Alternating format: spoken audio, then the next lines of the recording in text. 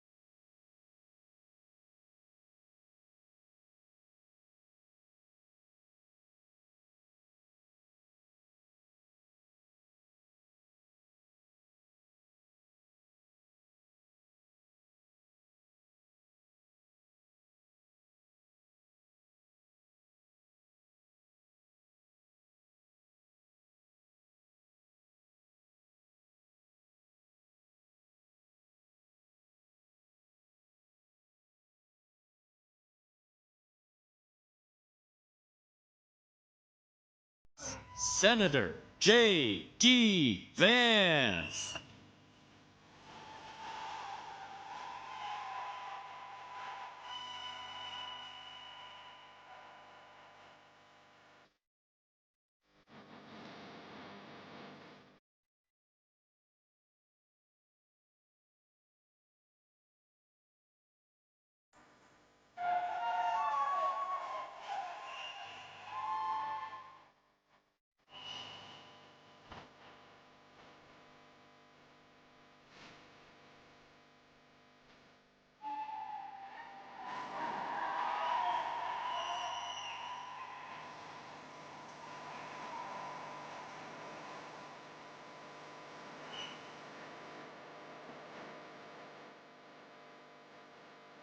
Guys, hey, how you guys doing?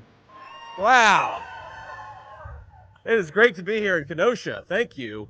This is actually my second trip. I came. A good Marine Corps buddy of mine is from this area. Got married in Kenosha, and my second time here. We got some relatives over here. God bless you guys. Good to see you all.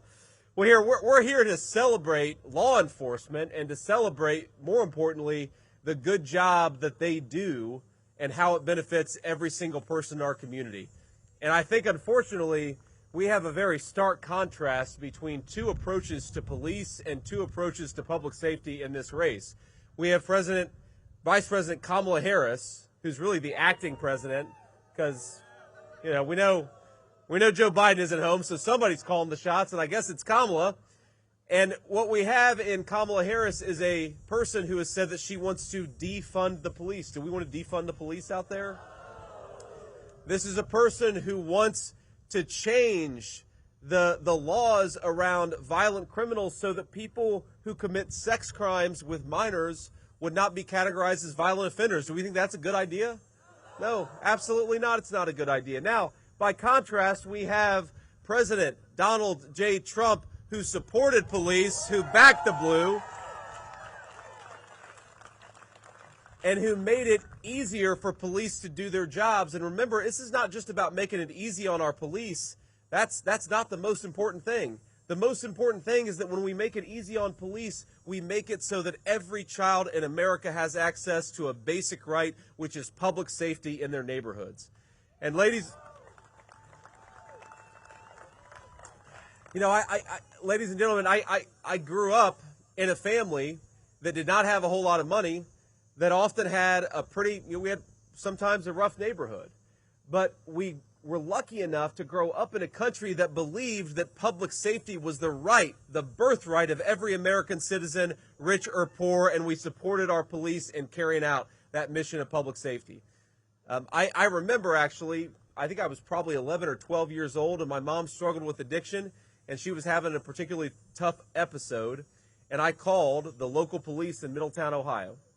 And I remember they showed up, and they took care of my mom, and they made a little kid who was terrified of what was going on in his home, they made that little kid feel safe.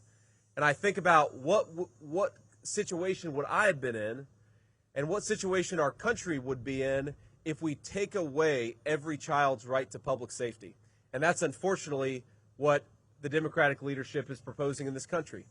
You know how bad it's been the last few years? Have you seen the data on murder rates, on violent crime rates? You know that the gross majority now of violent crimes in this country go unsolved. So if, God forbid, you were assaulted in your own community, it's much more likely today that crime will go unsolved, that they'll never catch the person who did it. That is because of the leadership of our vice president. Now she wants to be promoted to President of the United States, and I think we're all going to say absolutely not. Kamala Harris, we're going to fire Kamala Harris in November, and we're going to bring back Donald J. Trump.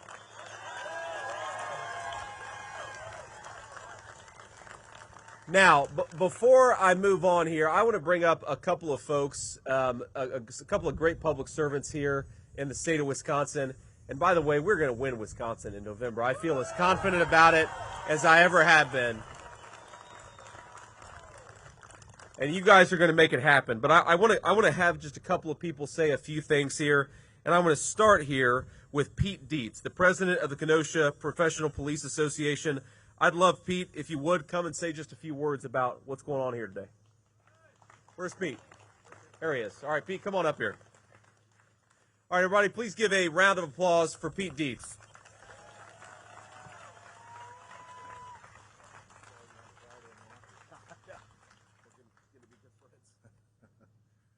Well, I'm not going to give my speech again.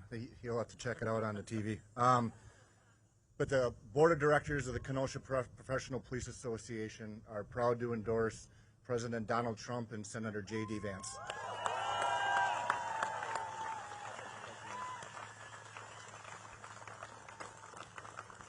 When Pete walked up here, he said, "I just saw you in Milwaukee," and I said, "Yeah, I remember that. I basically live in Wisconsin now. I don't know if you guys figured that out. So you'll be seeing a lot. You'll be seeing a lot of me over the next few months. But Pete, thank you so much for your support. I'd like to have. We'll see about that, sir. I'd like to call up Congressman Brian Stiles. Congressman Brian, where are you at out there? There we are. So Brian, I'm going to give him a round of applause. I appreciate it. But Brian wrote a really, really good article about what happened in Kenosha in 2020. Really opened my eyes. Brian, thank you for your leadership and service. Senator, thank you. Senator Vance, thanks for coming to Kenosha today. As we talked about earlier, the importance of standing with the men and women of law enforcement could not be more important than when we're standing here in the city of Kenosha. As we saw 4 years ago this week, what happens when elected leaders refuse to stand with the men and women of law enforcement? And we saw in great contrast what happens when leaders like President Trump answer the call and stand with the men and women of law enforcement and bring public safety to our community, right? And as we look around, I think it's really important that we say thank you once again to all the men and women of law enforcement from the Kenosha Police Department, Kenosha Sheriff's Department, and other law enforcement agencies that are with us here today, because President Trump, because JD Vance, because we back the badge. Senator Vance, thanks for coming to Wisconsin. We still have time to make you a Packers fan. Thank you. God bless. God bless America. Thanks, man. Appreciate it. Thank you. Oh, we got some Chicago fans out there too. Wow. All right. We're gonna have some conflict, some civil strife here. Not today. We're all here to support the police, whatever our sports allegiance is. And finally, I want to get a great future colleague in Washington, a guy who built a business in Wisconsin, who has served the people of this state in the private sector, and is now crazy enough to want to serve in the public sector, the great Eric Hovde, the next senator from the state of Wisconsin. Eric, come on up here.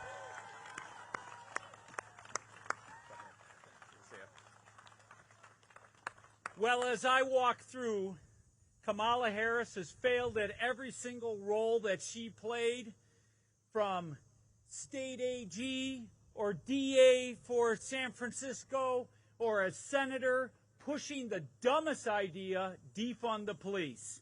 And now as vice president and opening our southern border. Look, as I said, we all want to live in safe communities. And you could not get a more distinct difference between these two sides. The radical, leftist, Kamala Harris, Governor Waltz, and Senator Tammy Baldwin, or President Trump, JD Vance, and Eric Hovde. And we are going to back law enforcement. And let me tell you, anybody that doesn't, my wife has a great line: walk a day in their shoes.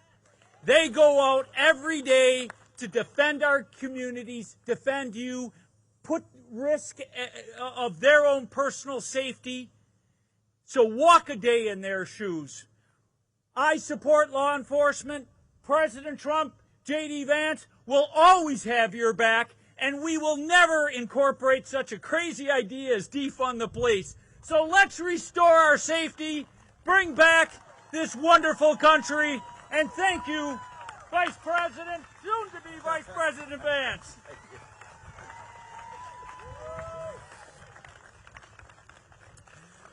All right, so I want to take a few questions from the press, but before I do, let me just try to bring this home here, because it is very easy and very fun to criticize the record of Kamala Harris, but we also have to remind ourselves that we don't just have a vision on the Trump campaign. We don't just have a bunch of promises on the Trump campaign.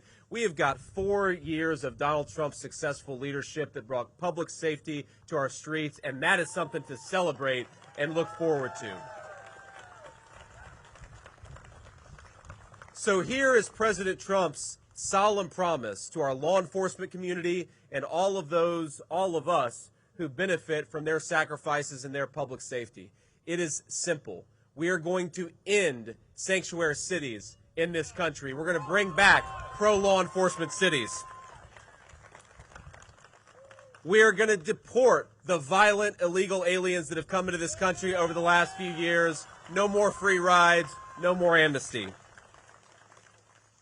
We're going to support the death penalty for drug dealers because they kill far more people than some of the most violent and vicious criminals. We have got to have real penalties for people who are killing our kids and poisoning our communities. We're going to protect police from frivolous lawsuits. You hear President Trump talk about that. The reason that it's so hard for the police to do their job sometimes is they know if they do their job, they're going to get sued for it. We're going to protect them from those lawsuits and make it easier for our police to do their jobs. And finally, we're going to stand up to soft on crime prosecutors. If a police officer does their job and brings in a bad guy, we need some prosecutors who actually lock those people up and put them behind bars. It's common sense. All this stuff is just simple common sense. Now, we know what happens when we don't have leadership who support our law enforcement. We saw it in Kenosha just a few years ago. You all know this better than I do, that 4 years ago, Kenosha had terrible riots after a police shooting. And who was it? Who was the president of the United States that promised that he would send in law enforcement if asked? That was Donald Trump.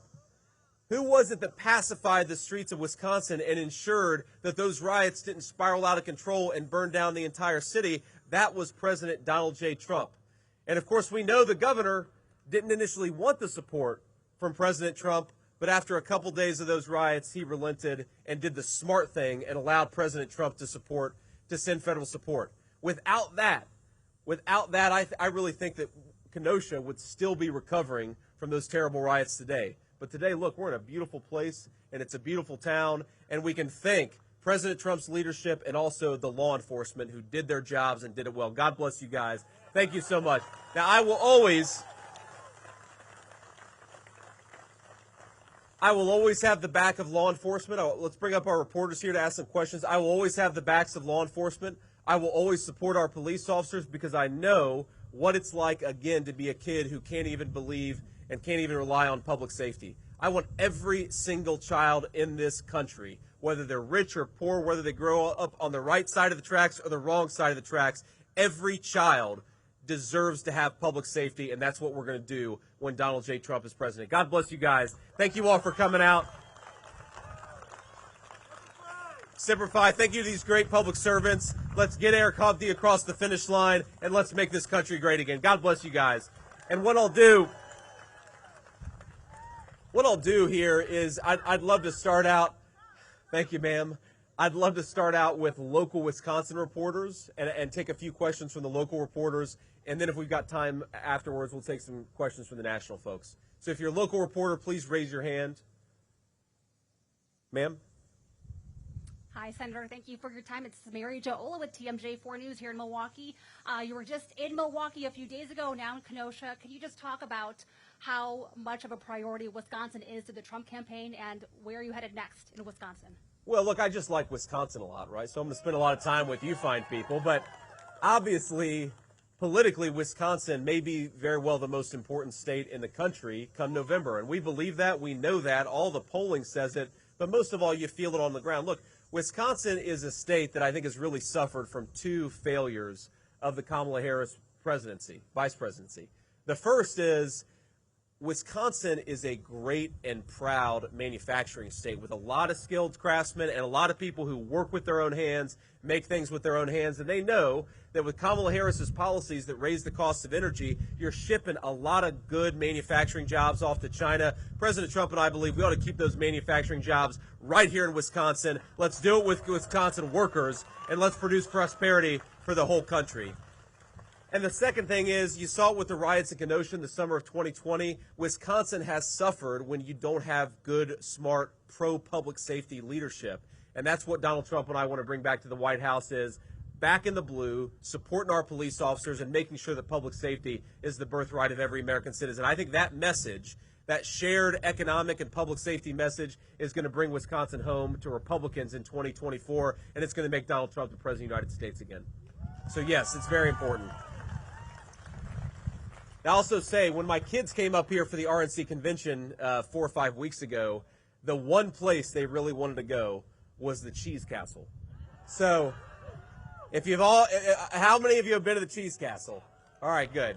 So my kids have been in the Cheese Castle. The first time I ever came to Wisconsin was 12 years ago with my then girlfriend, now my wife. We made our stop at the Wisconsin Cheese Castle, so every time we come back, we got to stop at the Wisconsin Cheese Castle. But it's good to be here, and we love the state. Other local reporters, ma'am. Hi, Megan Marshall with Spectrum News. This is the second endorsement from a local law enforcement here in Wisconsin. Tell me why that's so important to you and your campaign. Well, I think it speaks to the fact that law enforcement knows who's on their side, right? Donald Trump has been endorsed by so many law enforcement organizations across the country, but now 2 in the state of Wisconsin just the past week, because they know that Donald Trump is the one who's actually going to stand up for them and support them. I mean, look, we have got real problems in law enforcement recruitment in this country, and certainly right here in the state of Wisconsin. A lot of our police departments are underfunded and under-resourced. We don't have enough cops to do the job of keeping us safe. And then on top of that, we've got Mexican drug cartels operating as far north as Kenosha, Wisconsin, because we have a border czar, Kamala Harris, who refuses to do her job. These guys just want common sense back, right? Some of them are Democrats, some of them are Republicans. Maybe they agree or disagree with us on tax policy, but they agree with us that we've got to have common sense public safety. And if we don't have public safety, we don't have anything. You can't build a business. You can't go to work. You can't take your kids on a walk in your neighborhood without public safety. Public safety is the foundation of having a good country, and the police of Wisconsin know Donald Trump is the public safety candidate.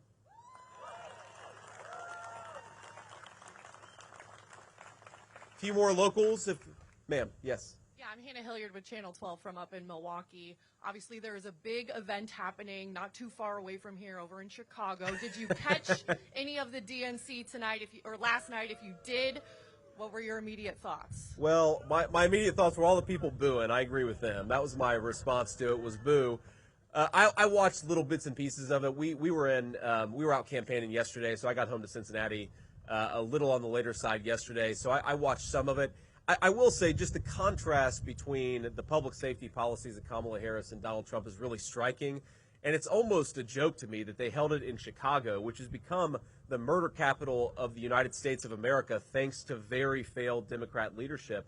I mean, I believe last weekend in the city of Chicago, you had something like 40 shootings and 17 people who lost their lives. That is something that we would not accept in a third world country, much less in one of our beautiful, great American cities like Chicago. And my little theory about why they decided to have the convention in Chicago is, Tim Waltz has been going around saying that he served in war, and maybe they did it in Chicago so that he could actually accurately say that he visited a combat zone. Because Chicago, I mean, look, Chicago has violent crime statistics that actually mirror, again, third world, highly violent countries. Again, public safety is the birthright of every citizen in this country. Poor or rich, black or white, nobody should be growing up in a community where you have a murder rate like that. And I think it is a good contrast between the policies of Kamala Harris that promote violent crime and the criminals who do it, and the policies of Donald J. Trump who promote peace, who promote prosperity, and want to throw the violent criminals behind bars. That's what Donald J. Trump wants to do, and I share that. What? Anybody else here? Ma'am? Yeah, go ahead. Hi, this is Stephanie Quirk with Fox 6 News in Milwaukee. Kind of going off the DNC, Vice President Kamala Harris is paying a visit to Milwaukee tonight, holding a rally. Do you have any response to that? No response. Look, I mean, Kamala Harris is going to run the campaign that she runs. I would say that I wish that she would do what I'm doing right now, which is talk to the media and actually answer some tough questions. I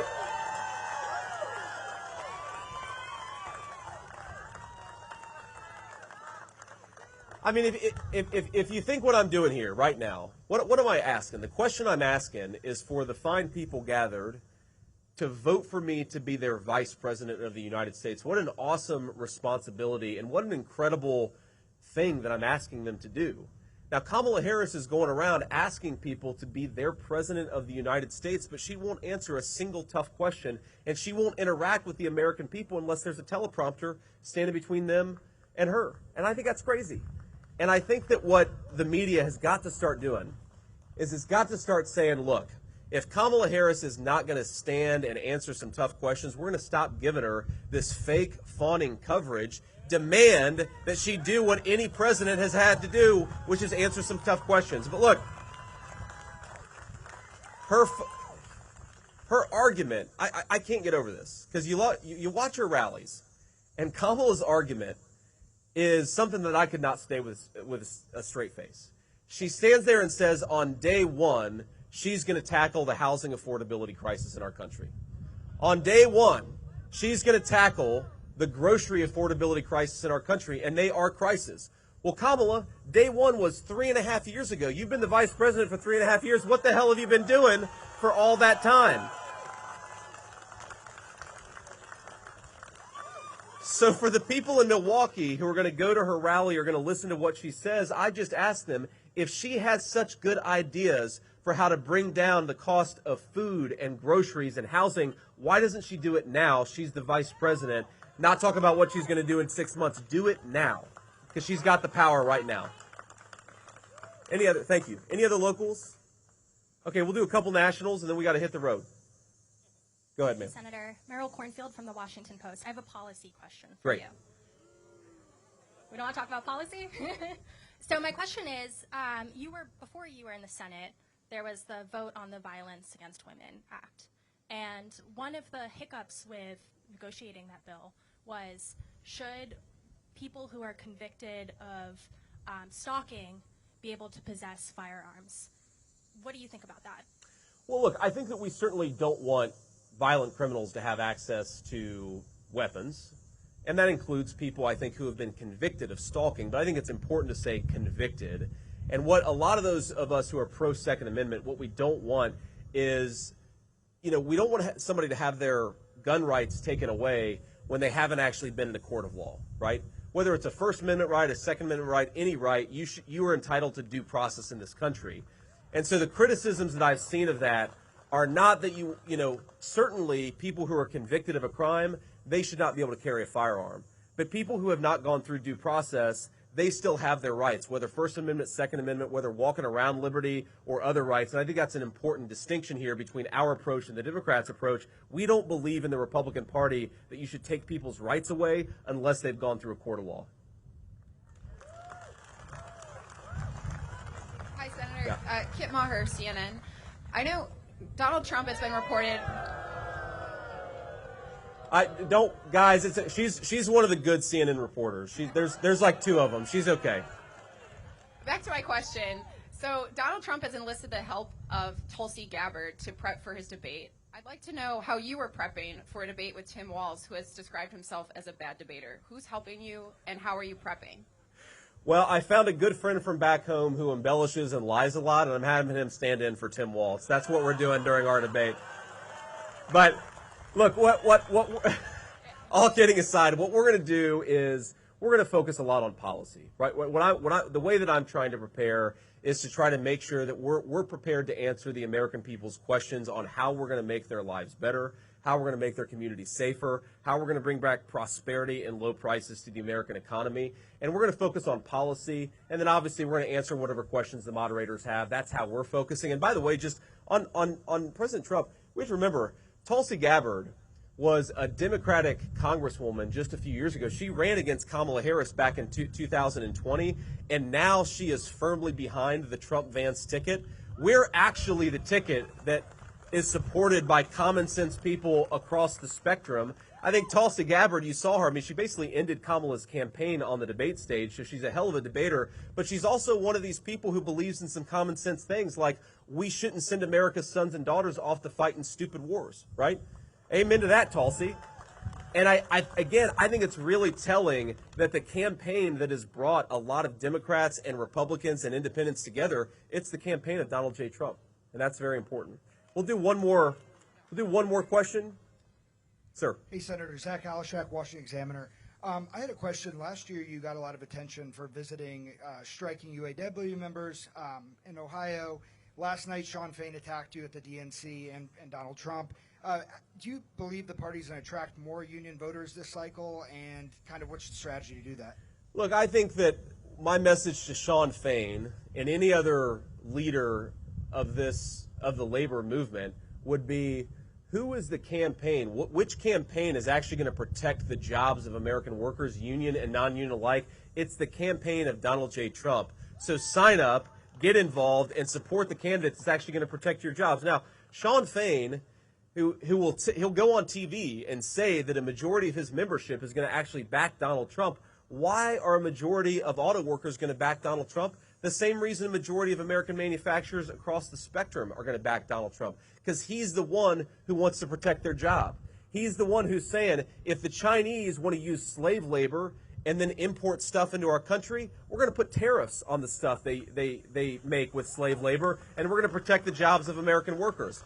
When Kamala Harris says she stands for the United Auto Workers, and yet she supports EV mandates that's going to have every single one of their jobs destroyed and shipped to China, because it's China that's making most of the EVs. In America, we're still making a lot of gas-powered cars. I think people ought to be able to drive whatever the hell they want, because this is the United States of America. We don't tell people what to do.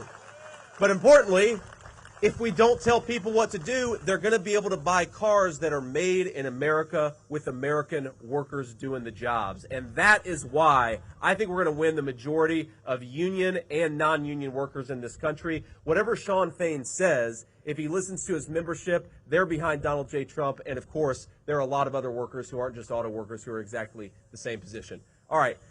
What I'll say here finally to wrap up, thanks to the media for asking a few questions, is just God bless you guys. Thank you for coming out. I get so much joy and so much energy out of being here and meeting people and getting to talk to people and seeing what's going on in this country. We're going to win this race in November, and it's going to start right here in Wisconsin. So what I'd ask all of you is, look, we've got 76 days to this campaign, and early voting probably starts, 30 days early in Wisconsin? Get out there. Get your neighbors to the polls. Get your family members to the polls. Knock on doors. Make phone calls. We are going to win this race if we get out there and vote. So God bless you all. Thank you for being here. Let's go vote, Wisconsin. Let's go win in November, and let's take this country back and do it the right way. God bless you all. Thank you so much for being here.